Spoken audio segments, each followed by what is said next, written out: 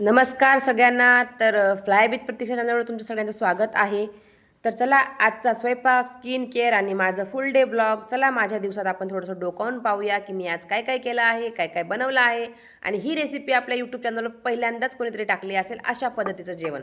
वरण भात तुम्ही नेहमीच खाल्लाय, पण माझ्या पद्धतीने बनवलेला वरण भात नक्कीच ट्राय करा.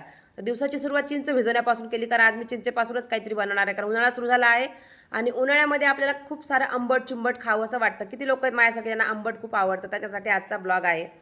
तर प्रत्येक दिवस हा परफेक्ट नसतोच, पण छोट्या छोट्या गोष्टी ज्या असतो ना त्याच्यामध्ये आपण आनंद शोधला तर दिवस खूप सुंदर होतो. तसंच माझा आज सुरुवात मी केली आहे तुमच्यासोबत स्किन केअर रुटीन. तुम्ही बरेच जण विचारतात, आई तुझी स्किन खूप खराब होती, आता कशी छान झाली. तर मी तुम्हाला दाखवते मी काय केलं. मी आज फक्त सकाळी हे टोनर आणि मॉइश्चरायझरनी केली, आणि संध्याकाळी झोपताना मी त्याला सिरम लावून झोपते. ते दाखवता नाही आलं मला.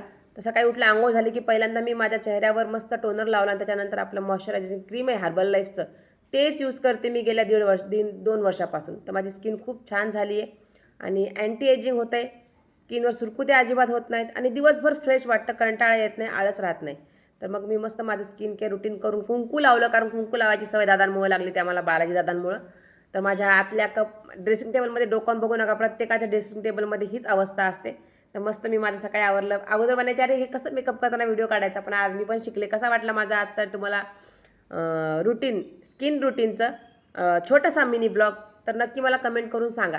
त्यानंतर आपलं सगळे कामं आवरून पोहोचले किचनमध्ये, कारण आज होता गुरुवार. हा गुरुवारचा ब्लॉग आहे, पण मी आज शेअर करते कारण काल वेळ नाही मिळाला. जेव्हा आपण ब्लॉग बनवतो ना तर दिवसभर छोट्या छोट्या गोष्टी कॅप्चर करताना खूप वेळ जातो आपला, आणि परत ते एडिटिंग, व्हॉइस ओव्हर करायचं.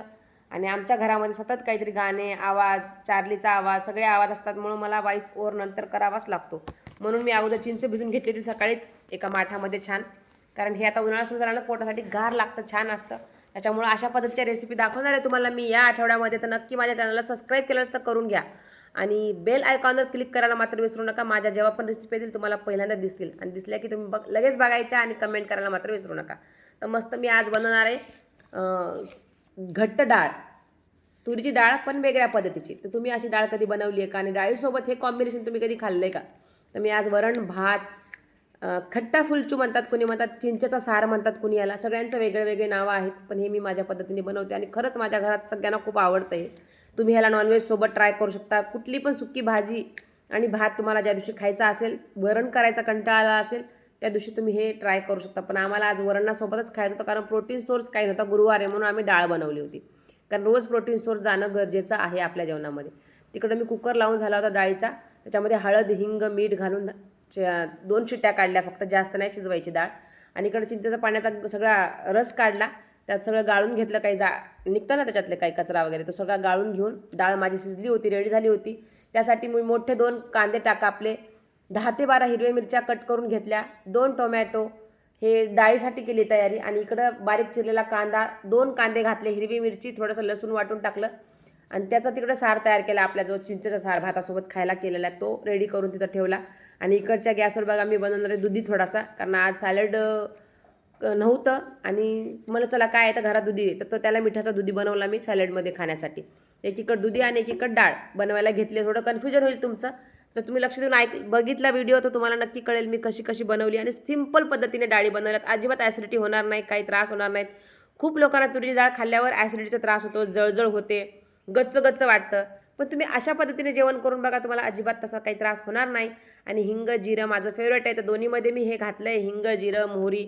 आणि त्यानंतर मी कांदे घातले आहेत, ते डाळीसाठी पलीकडच्या याच्या डाळ करते, अलीकडच्या याच्यामध्ये मी दुधी बनवते. तर त्यासाठी पण थोडासा कांदा होता शिल्लक माझा, ते सारमधला, तो मी टाकून दिला. आणि इकडं आलं आणि थोडंसं लसूण घेतलं, वाटायला वाटून टाकलं की लगेच त्याची चव एक वेगळी येते, म्हणून ते वाटून घेतलं. आणि इकडं तोपर्यंत माझा कांदा परतून, दोन्हीकडे पण होत होते कांदा परतवणं. तर बघा माझं असं आहे, गडबडीमध्ये मी सगळे कामं करत असते, रोज अशी माझ्या मागे धावपळ असते. तर दुधी भोपळा घालून मी चांगलं परतवून घेतलं तिकडं, आणि मग म्हटलं चला आता तुम्हाला ही डाळीची रेसिपी दाखवावी. तर डाळीची रेसिपी बनवताना मला खूपच असं आनंद होत होता की अरे मी खूप दिवसापासून, म्हणजे कमीत कमी 5 ते 6 वर्षानंतर डाळ बनवते मी. त्याच्यामध्ये मिरच्या घातल्या, आलं लसूणची पेस्ट घातली, चांगली भाजून घेतली, आणि चांगलं लाल परतून झाल्यानंतर त्याच्यामध्ये मी टोमॅटो, कोथिंबीर आणि मग ते डाळ घालून मीठ घातलं आणि थोडासा सांबार मसाला घालायचा त्या डाळीची एकदा वेगळी चव वाढवण्यासाठी. तुम्हाला वाटतं गरम मसाला घालायचा, गरम मसाला तुम्हाला ज्या पद्धतीची डाळीची टेस्ट खायला आवडेल त्या पद्धतीने तुम्ही त्या डाळीमध्ये मसाले ॲड करू शकता एखादं. मला सांबार मसाला घालायचा तर मी सांबार मसाला घातला, जिरं पावडर घातली आणि मस्तपैकी आजचा स्वयंपाक झाला होता. आणि खरंच मी सांगते, आज मन लावून स्वयंपाक केला आणि रोजच करते मी, पण आजचा माझा आवडता स्वयंपाक होता. आमच्या मनूला पण हे खूप आवडतं अशा पद्धतीचं जेवण. मग म्हणून मी माझं मस्त डाळीला अशी फोडणी टाकली, चारकन वाजली होती फोडणी, कारण सगळं भाजून घेतलं होतं मस्त. आणि बघू शकता तुम्ही डाळीला कलर किती छान. डाळ तेवढीच, पाणी अजिबात घालायचं नाही परत वरून की डाळ घट्ट पाहिजे पातळ पाहिजे. हां, जर तुम्हाला हे खट्टा फुलचूसोबत खायचा असेल, त्या चिंचेच्या सारासोबत खायचं असेल तर डाळ ही मोकळीच पाहिजे, घट्टच पाहिजे, तर तुम्हाला त्याची खाण्याची मज्जा येईल.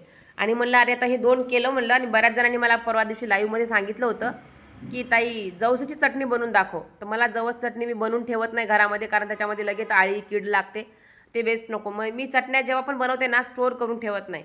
आठवड्याभराच्या किंवा 2-3 दिवसामध्येच आमच्याकडे चटणी संपते. तर मग आमच्या घरात नेहमी असतं जवस.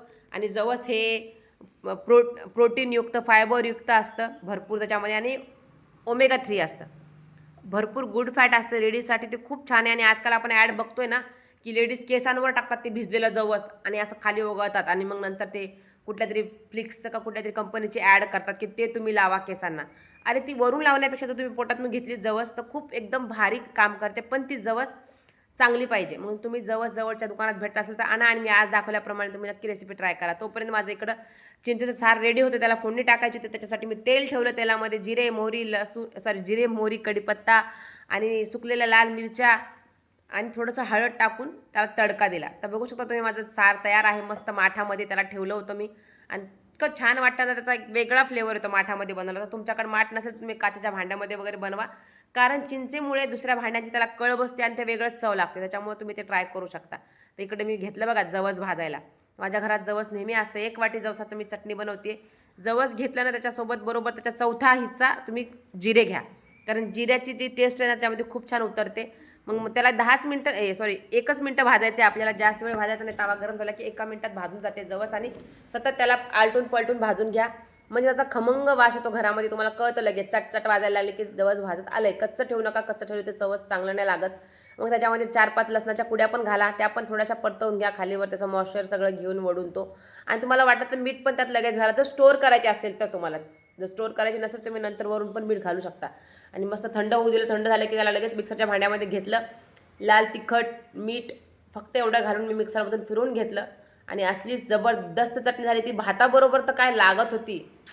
तुम्ही करून बघा आणि खाऊन बघा, आणि माझ्यासोबत तुम्ही शेअर करा की तुम्हाला खरंच आवडलं. कारण तेवढा मला काय वेळ झाला नाही की चला बरं जेवायला. इकडे लगेच ताटं लावले, सॅलड, दुधी भोपळ्याची भाजी सुकी मिठाची, त्याच्यासोबत चिंचेचं सार, खट्टा फुलचू, आणि जे सुक्कं वरण केलं होतं मी, घट्ट वरण, त्याच्यासोबत तूप वरून घातली, धार भरपूर तूप घालायचं, मस्त काला करून खायचा. आणि आज होता गुरुवार, त्यामुळे स्वामींचं पण ताट रेडी करून तिकडे दिलं होतं ज्योतीला. ज्योतीची पूजा झाली होती, आणि ज्योती सारखी मध्ये मध्ये मध्ये मध्ये करत होती. तिला मला चल तिकडून जा, आणि मग म्हणते मला व्हिडिओमध्ये मी आले ना, मला एडिट कर. मग मला तिच्यावर मी चिडले होते, दिसते ना माझ्या चेहऱ्यावर की माझ्या व्हिडिओ चालू आणि मध्ये मध्ये येतील, मग मला म्हणते मला तिथून काढ.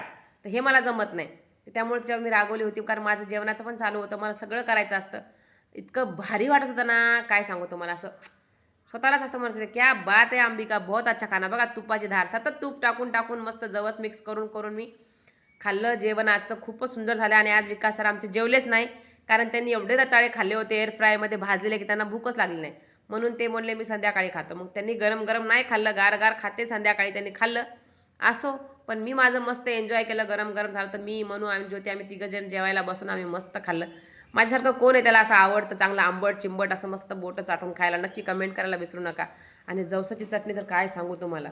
तर तुम्हाला जवसाची चटणी आवडली असेल तर नक्की मला कमेंटमध्ये सांगा. ही डिटेलमध्ये तुम्हाला रेसिपी बनवून दाखवेन मी, आणि तुम्ही पण ह्या पद्धतीने बनवून बघा. साधी सोपी, जिरे, लसूण आणि जवस, तिखट, मीठ या 5 वस्तू टाकल्या की तुमची जवसाची चटणी रेडी आहे. काही डोकं लागत नाही त्याला.